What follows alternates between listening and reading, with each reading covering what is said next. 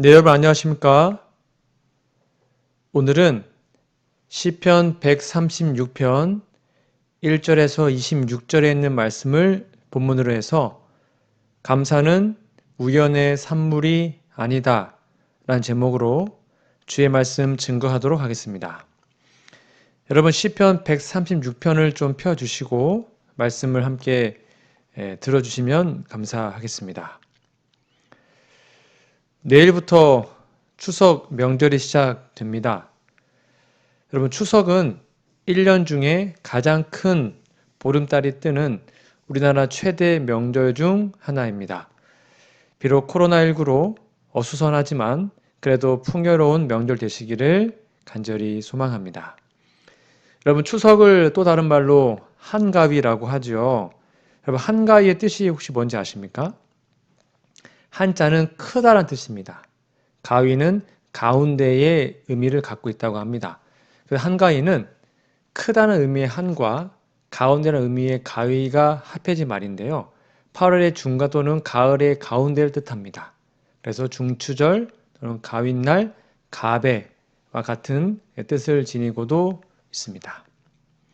그래서 성경의 맥을 잡다 시리즈를 한 주 쉬고 오늘은 좀 명절을 맞이해서 감사에 대해서 함께 좀 말씀을 나누고자 특별 말씀을 준비하게 되었습니다. 여러분 여기 왼쪽에 보이시는 이분은 누구실까요?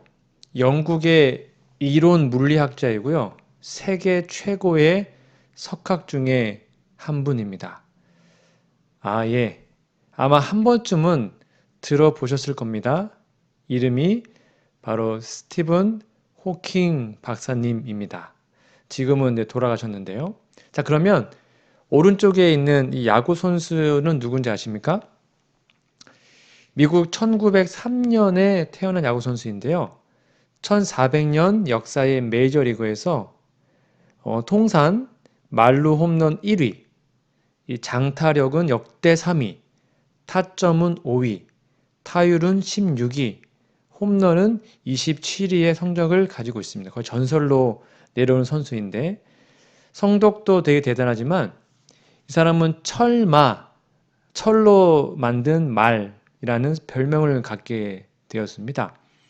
약 1925년부터 14년 동안 2130경기를 쉬지 않고 출전해서 그런 별명이 주어졌다고 합니다. 지독한 감기에 걸려도 심한 근육통에 시달려도 손가락이 부러져도 그런 경기장에 나왔습니다. 이 기록은 1995년까지 약 56년 동안 깨지지 않았다고 합니다. 이름 누군지 혹시 아십니까? 이 야구 선수의 이름은 루게릭이라고 합니다. 여러분 좀 이름이 좀 특이하지 않습니까? 루게릭 좀 들어보셨죠? 이 두 사람의 공통점이 있습니다. 바로 루게릭이라는 근위 축성 특색 경화증, 쉽게 말하면 운동신경세포가 점점점 사멸되는 병을 둘 다 가지고 있었습니다. 이 병을 최초로 걸리고 발견된 사람이 바로 이 루게릭 선수입니다. 그래서 이 선수 이름을 따서 이 병 이름을 루게릭병이라고 불리게 되었습니다. 이 야구 선수는 이 병이 발병된 지 약 2년 만에 이 루게릭 선수가 죽었습니다. 약 38살에 38살의 나이로 1941년에 죽었는데요. 왜냐하면 이 운동선수에게 이 운동신경세포가 점점점 죽는 병은 치명적이죠. 그리고 이 스티븐 호킹 박사는 21살에 이 병이 발생했다고 합니다. 지금도 이건 불치병입니다. 못 고칩니다. 그런데 이 루게릭이라는 선수가 그의 은퇴식 날에 했던 유명한 일화가 있습니다. 당대 최고의 스타면서도요, 겸손하고 소박해서 팬들의 사랑을 받았던 그는 1939년 돌연 은퇴를 선언합니다. 전년도에도 전 경기에 출전했던 그였기에 팬들은 깜짝 놀라죠. 그런데 이미 병에 걸린 것입니다. 1939년 4월 31일 끝으로 그라운드에서 떠났던 그는 그의 7월 4일 양키스 스타디움에서 열린 은퇴식에 힘겨운 걸음으로 병에 걸려서 등장합니다. 뉴욕 시장을 비롯한 인사들과 약 6만여 명의 팬들 앞에 선 그는 고별사에서 이렇게 얘기합니다. 팬 여러분, 여러분은 최근 저의 불운을 목도했지만 저는 제가 지구상에서 가장 행복한 사람이라고 생각합니다. 약 10년 동안 야구장에서 제가 받은 것은 오직 여러분의 친절과 격려 그리고 사랑이었습니다. 여러분 이 선수들을 보세요. 전 이렇게 훌륭한 동료들과 함께 뛰었습니다. 저를 가르치고 키워준 부모가 있었고 항상 힘과 용기를 준 아내가 있었습니다. 잠시 불운을 겪었을지 몰라도 저는 행운아이고 행복합니다. 이렇게 야구장에 있던 사람들에게 감사 인사를 전하고 정말 감사하다고 말을 한 다음에 그런 은퇴를 했습니다. 여러분, 감사하는 게 쉬워요, 어려워요? 쉽지 않습니다. 감사는 우연히 얻어지는 선물이 또는 산물이 아닙니다. 이 운동선수는 루게릭은 불운 또는 치명적인 질병에서 감사할 수 있는 조건들을 찾은 것입니다. 오늘 말씀을 통해 우리의 삶을 감사로 가득 채울 수 있는 감사의 원리를 좀 찾아보고자 합니다. 여러분 성경에서 가장 많이 감사를 기록한 장이 있을까요? 여러분 사랑장 하면 뭐죠? 네, 고린도전서 13장. 믿음장은요? 히브리서 11장. 부활장은 고린도전서 15장이죠. 그러면 감사장 뭘까요? 네, 바로 오늘 본문 말씀인 시편 136편이라고 생각합니다. 너무 길어서 다 읽지 않고 제가 몇 절만 좀 읽어드릴게요. 여호와께 감사하라. 그는 선하시며 그 인자심이 영원하미로다. 모든 신에 뛰어나신 하나님께 감사하라. 그 인자심이 영원하미로다. 지혜로 하늘을 지으신 이에게 감사하라. 그 인자심이 영원하미로다. 강한 손과 펴신 팔로 인도하여 내신 이에게 감사하라. 그 인자심이 영원하미로다. 홍해를 가르신 이에게 감사하라. 그 인자심이 영원하미로다. 이스라엘로 그 가운데로 통각해 하신 이에게 감사하라. 그 인자심이 영원하미로다. 우리를 우리 대적에게서 건지신 이에게 감사하라.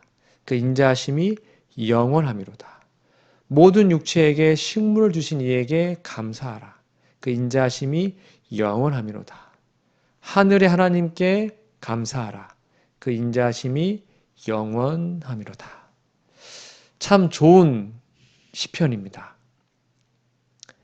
여러분, 많은 분들이 좋아하는 성경 구절이 있습니다. 바로 항상 기뻐하라, 쉬지 말고 기도하라, 그리고 범사에 감사하라. 그게 어디 나오죠? 데살로니가 전서 5장 18절에 나오죠. 범사에 감사하라. 이것이 그리스도 예수 안에서 너희를 향하신 하나님의 뜻이니라. 하나님의 뜻이 뭐래요? 범사, 좋은 일이든 나쁜 일이든 언제나 감사하는 것이 하나님의 뜻이고 이런 감사의 삶을 사는 게 믿음의 절정인 것입니다. 항상 기뻐하고 쉬지 말고 기도하고 범사에 감사하는 것. 이것이 하나님이 우리를 향한 그분의 뜻인데 그럼 우리는 어떻게 그러한 삶을 살 수 있을까요? 그 원리가 무엇일까요? 그 원리가 오늘 본문 말씀인 시편 136편에 기록이 되어 있습니다. 첫 번째입니다. 우리가 어떻게 하면 범사에 감사하는 삶을 살 수 있을까? 하나님의 사랑을 발견해야 참된 감사가 생깁니다. 시편 136편 1절부터 보시면 여호와께 감사하라. 그는 선하시며 그 인자하심이 영원하미로다. 그다음에 맨 마지막 절입니다. 26절 하늘의 하나님께 감사하라. 그 인자하심이 영원하미로다. 여기 계속 반복되는 단어가 감사하라. 왜요? 그분의 인자하심이 영원하기 때문입니다. 여기 인자는 하나님의 아가페 사랑, 헤세드 사랑을 의미합니다. 이것이 계속 반복되는 구절입니다. 마치 찬미가 후렴처럼 계속 똑같은 말이 반복됩니다. 왜요? 천지를 창조하시고 우리를 구원하시고 이끄시고 역경에서 건져주시고 격려해 주시고 이러한 모든 것이 감사의 이유인 것이죠. 이렇게 우리를 위해 천지를 창조하고 구원하시고 이끄시고 역경에서 건져주시고 보호하신 이유가 무엇이라고요? 바로 그분의 인자, 우리를 사랑하시기 때문입니다.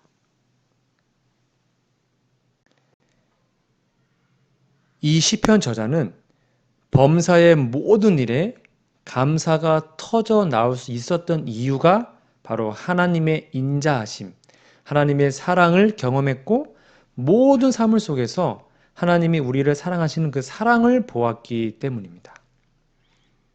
나를 사랑하시는 하나님을 보게 되면 그걸 인식하게 되고 하나님의 사랑을 진심으로 느끼게 된다면 우리는 참된 감사에 이룰 수 있습니다. 여러분 무엇보다 하나님의 사랑을 발견하고 경험하는 우리 모두가 되었으면 좋겠습니다. 모든 것에 감사할 마음이 하나님으로부터 인자하신 하나님을 만났기 때문이죠. 범사에 감사할 수 있습니다. 내 자녀, 내 남편, 나의 삶 속에서 감사를 고백할 수 있었던 이유는 바로 사랑의 하나님의 인도하심을 보았기 때문입니다. 여러분 오늘 시편 136편은 그 사실을 지금 고백하는 것입니다. 이러한 감사의 조건이 생긴 이유는 사랑의 하나님을 만났기 때문입니다. 우리의 삶에 사랑의 하나님, 가장 좋은 길로 인도하시고 함께 하시는 눈에 보이지 않지만 사랑의 하나님을 모든 상황 속에서 발견함으로 감사가 매일의 삶에 넘쳐 흐르는 주의 백성이 되시기를 간절히 소망합니다. 두 번째, 우리 어떻게 범사에 감사한 삶을 살 수 있을까요? 두 번째는 감사의 이유를 찾아야 범사에 감사할 수 있습니다. 시편 136편 8절부터 보시면 해로 낮을 주관하게 하신 이에게 감사하라.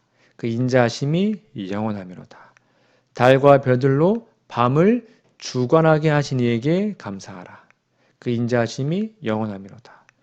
모든 육체에게 먹을 것을 주신 이에게 감사하라. 그 인자하심이 영원하미로다. 여러분, 우리가 범사에 감사의 조건과 이유를 찾는 것이 쉬워요? 쉽지 않아요? 쉽지 않습니다. 그럼 우리가 이렇게 잘 감사하지 못하고 그 감사의 조건을 찾지 못하는 이유가 무엇일까요? 크게 두 가지가 있는데 첫 번째는 너무 평범하고 익숙하며 당연한 것들이기 때문입니다. 너무 평범해요. 익숙해요. 그래서 범사에 감사하기가 쉽지 않은 것입니다. 예를 들면 해가 뜨는 것, 맨날 뜨잖아요. 숨 쉬는 것, 하늘에 별이 있는 것, 이런 거는 늘 있었기 때문에 그냥 너무 익숙해요. 당연해요. 그래서 그것에 대해서 별로 감사하지 않죠. 밥 3끼 먹고 그런 거.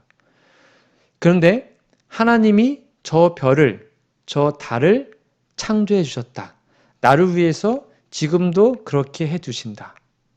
이런 말들이 쉽지 않고 감사하기가 쉽지 않아요. 부모님이니까 당연히 자녀에게 밥을 차려준다? 마치 당연한 것처럼 생각하지 않습니까? 미국에서 심리학 실험이 있었다고 합니다. 아마 아실 거예요. 한 블록을 이제 정해놓고 한 노인분이 매주 $100, 즉 13만 원 정도의 돈을 그 집 앞에 두는 거였습니다. 일주일에는 사람들의 반응이 이러했습니다. 뭐야? 왜 돈을 주고 가? 의심, 의문, 신비감. 왜 $100가 우리 집 앞에 있지? 누가 놓고 갔을까? 근데 그 다음 주에는 이러한 사실이 소문이 쫙 퍼졌죠. 그래서 그 블럭에 있는 사람들은 그 돈을 주고 간 사람들에게 감사한 마음을 갖게 되었습니다. 당연하겠죠. 세 번째 주가 되었습니다. 이제 그 블록에 있는 사람들은 기대감을 가집니다. 이번 주에는 돈이 얼마나 올까? 그리고는 아침 일찍 기다렸습니다.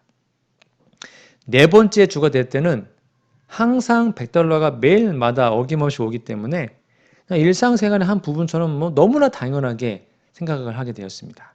그리고 마지막 다섯 번째 주가 있었던 실험이었습니다. 마지막 주였습니까? 항상 돈을 두었던 노 신사가 그 말을 지나갔어요. 이번에는 돈 없이 그냥 지나갔습니다. 이때 사람들이 나와서 그 막 노 신사에게 따집니다. 아니 왜 돈 안 줍니까? 막 화를 내고 큰 소리를 치고 따지는 거예요. 불평하고 막 원망했습니다. 그때 노인이 이렇게 대답했습니다. 아니 두고 가는 것도 내 마음이요. 그 돈을 두지 않는 것도 내 마음입니다. 이 돈은 제 돈이 아닙니까? 어느 영화에 유명한 대사가 있습니다. 혹시 요 대사 아십니까? 호의가 계속되면 그게 권리인 줄 알아요. 혹시 우리의 모습은 이렇지 않나요? 우리의 삶 가운데 날마다 공급하시는 하나님의 손길이 너무 당연하게 느껴지지 않습니까? 아침에 물 먹은 거 정말 감사합니까?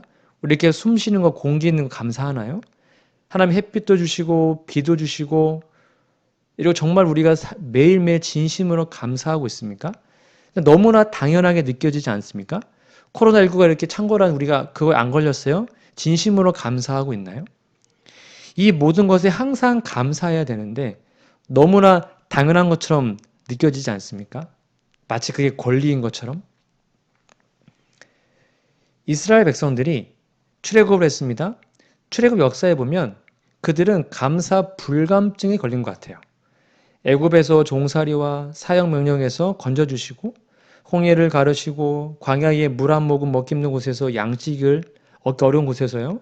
전걸과 독사들이 있는 곳에서 늘 보호해 주시고 낮에는 구름 기둥, 밤에는 불 기둥, 더위와 추위에 늘 보호하시고 만나로 매일 먹여주시고 반석에서 물을 내시고 이렇게 늘 보호하시고 도와주셨지 않습니까?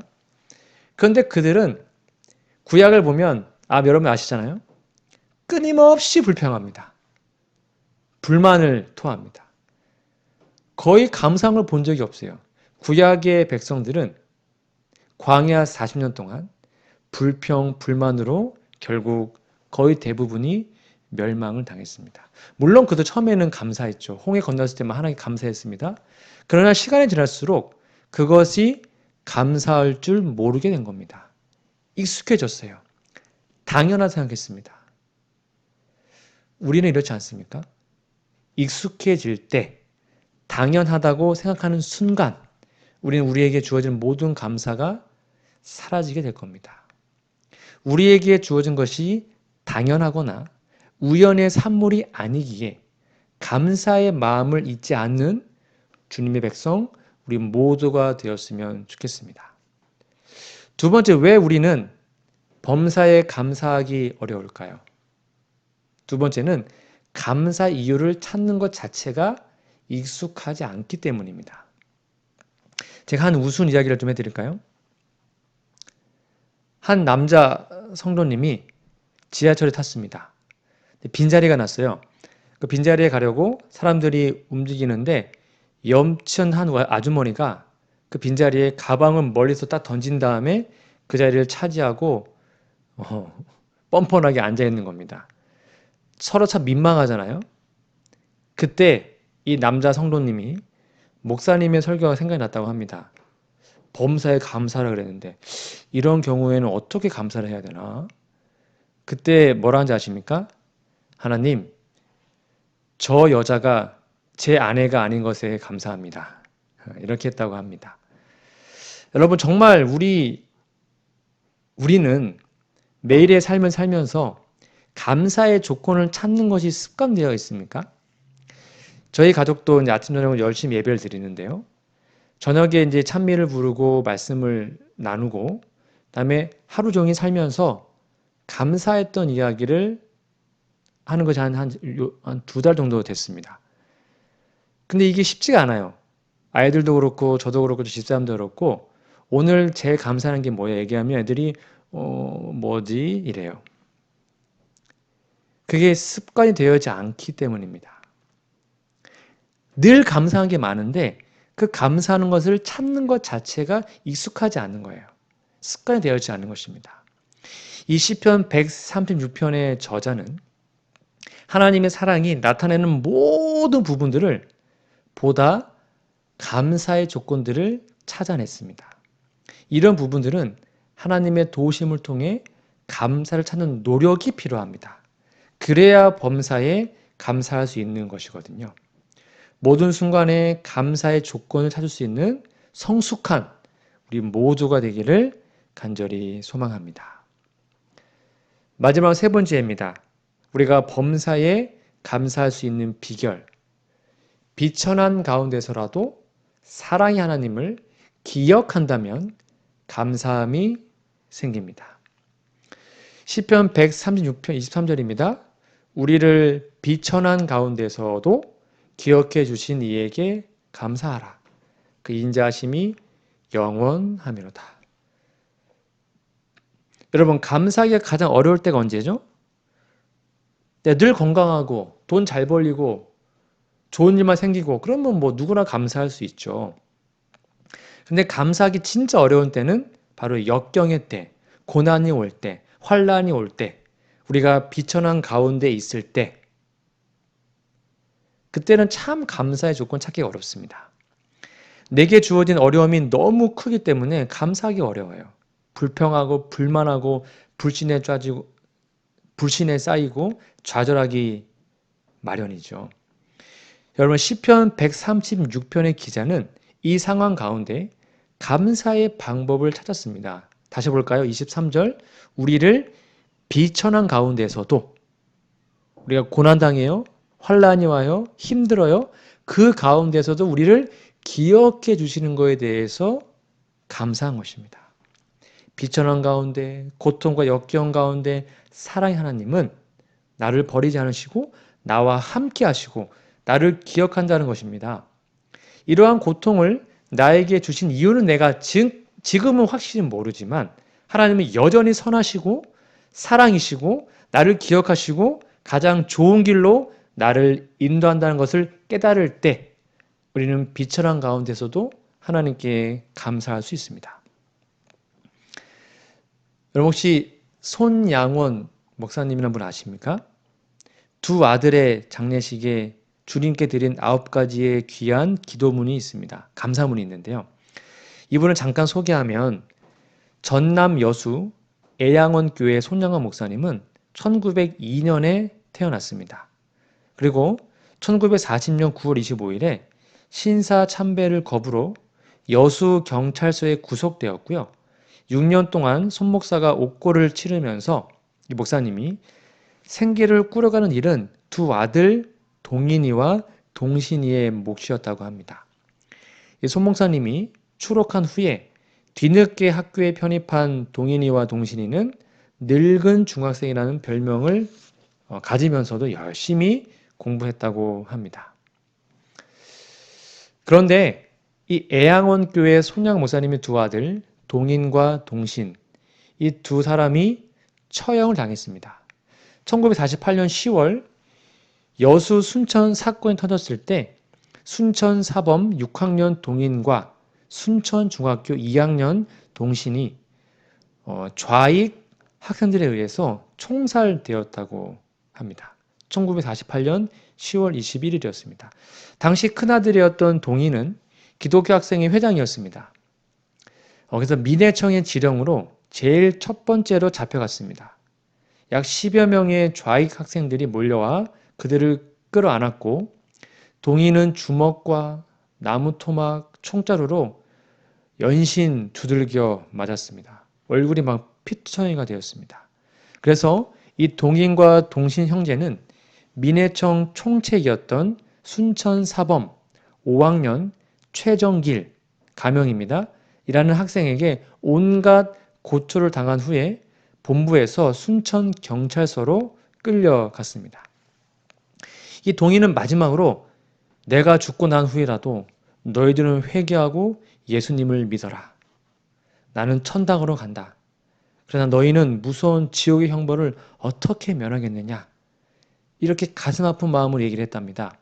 이에 흥분한 좌익 학생이 이를 갈면서 사격을 명했고 이 동인은 소총에 가슴을 맞고 피를 흘리며 죽었습니다. 그래서 동생이었던 동신은 형의 시신을 껴안고 흐느끼다가 좌익 그 학생들을 향하여 왜 죄 없는 사람의 피를 흘리느냐? 피 흘린 죄를 어떻게 면하려고 하느냐? 이제라도 회개하고 예수를 믿어라! 라고 외쳤습니다. 이에 5명의 사수가 무자비하게 방아쇠를 당겼고 동생이었던 동신도 힘없이 형 앞에 쓰러져 죽었습니다. 이때 나이가 이 손동인이라는 사람은 24살, 손동신은 19살, 꽃다운 나이에 나란히 순교하게 됩니다. 이 소식은 10월 25일 가족들에게 전달되었고 두 아들의 시신은 10월 26일 애양원에 도착했습니다. 장례식은 반란군이 국군에 의해서 진압된 10월 27일 오전 10시에 치러졌는데요. 전날 준비한 9가지 감사문을 침착하게 읽어내려 갑니다. 목사님께서요. 여러분, 내 어찌 긴 말에 답사를 드리겠습니까? 내가 아들들의 순교를 접하고 느낀 몇 가지 은혜로운 감사의 조건을 이야기함으로써 답사를 대신할까 합니다. 그러면서 손양은 목사님이 9가지, 지금 두 아들이 죽은 겁니다. 9가지의 감사의 이야기를 합니다. 참 은혜롭습니다. 첫 번째, 나 같은 죄인의 혈통에서 순교의 자식이 나게 하셨으니 하나님께 감사합니다. 허다한 많은 성도 중에서 어찌 이런 보배를 주께서 하필 내게 맡겨주셨으니 주께 감사합니다. 삼남 삼녀 중에서도 가장 아름다운 두 아들을 바치게 하셔서 감사합니다. 한 아들 순교도 귀하거늘 하물며 두 아들이 함께 순교했으니 더욱 감사합니다. 예수 믿다가 와석 종신하는 것도 큰 복이라 하거늘 전도하다 총살 순교 당하였으니 주님께 더욱 감사합니다. 미국 가려고 준비하던 두 아들, 미국보다 더 좋은 천국 갔으니 안심되어 감사합니다. 내 아들 죽인 원수를 회개시켜 아들 삼고자 하는 사랑하는 마음을 주신 하나님께 감사합니다. 결국 아들을 죽인 그 원수를 양자로 삼게 됩니다. 내 아들의 순교의 열매로 무수한 천국의 아들들이 생길 것을 생각하니 감사합니다. 이 같은 역경 속에서도 하나님의 사랑을 깨닫고 신애를 찾는 기쁜 마음, 여유 있는 믿음을 주시니 감사합니다. 1948년 여수 반란 사건 당시 폭도들에 의해 순교한 두 아들의 장례식장에서 했던 감사의 내용입니다. 저도 이제 자녀를 셋 키우는 부모 입장에서 나는 정말 이렇게 감사할 수 있을까? 고민해 보았습니다. 여러분 참으로 놀라운 믿음의 모습 아닙니까? 아들이 죽었는데 감사할 수 있을까?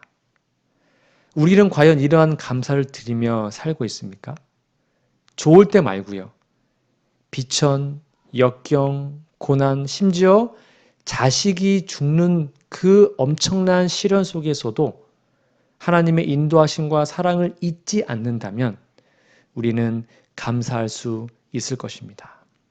시대의 소망 224페이지입니다.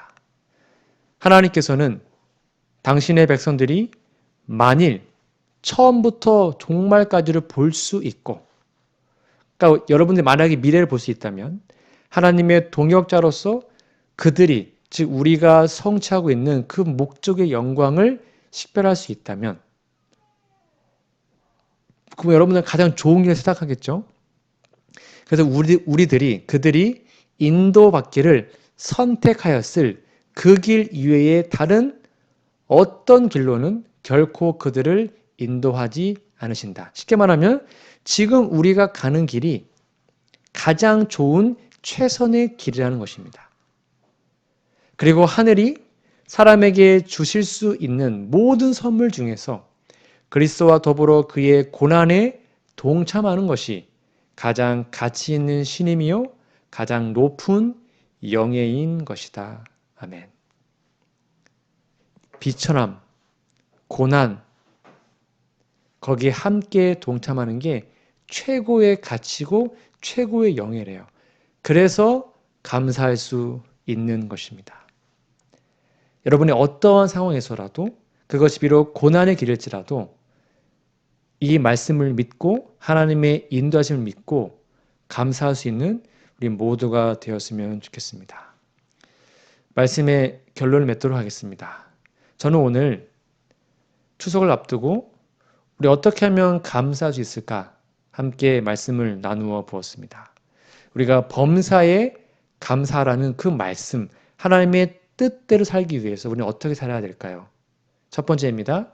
하나님의 사랑을 발견해야 범사에 감사할 수 있음을 기억하고, 여러분 하나님의 사랑을 진심으로 깨닫고 경험할 수 있게 해달라고 하나님께 기도하고 말씀을 읽는 우리 모두가 되었으면 좋겠습니다. 두 번째입니다. 감사 이유를 찾아야 범사에 감사할 수 있습니다. 이것도 습관이고 훈련입니다. 아주 사소한 것을 당연하게 느끼지 마시고 매일매일 자기 전에 오늘 가장 감사한 게 무엇인가 한번 찾아보고 하나님께 감사하는 훈련을 하는 우리 모두가 되었으면 좋겠습니다. 그리고 세 번째, 비천한 가운데서도 고난과 시련이 와도 그것이 최선의 길임을 하나님이 우리를 끝까지 기억하고 있음을 절대 잊지 마시고 하나님께 감사하는 우리 모두가 되었으면 좋겠습니다. 사랑의 하나님을 기억한다면 우리는 범사에 감사할 수 있습니다. 이러한 놀라운 감사의 신앙이 우리 모두의 신앙이 되기를 간절히 소망합니다. 아무쪼록 코로나19로 힘든 와중에 추석 명절을 맞이해서 이 명절 동안에 정말로 하나님께 충만히 가득히 감사의 제물과 감사의 마음을 드리는 저와 우리 모두가 되기를 간절히 바라며 오늘 말씀을 마치도록 하겠습니다. 기도하겠습니다. 우리들의 하늘아버지, 오늘 주신 말씀처럼 어떠한 상황에도 불평하고 불만하지 않고 하나님께 감사하는 진정한 주님의 아들, 딸들 그리고 그리스도인들 될 수 있도록 도와주시옵기를 예수님의 이름으로 간절히 기도합니다. 아멘.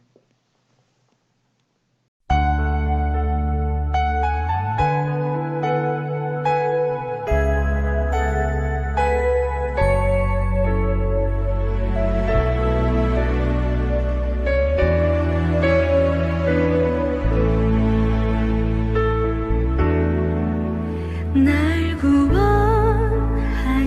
주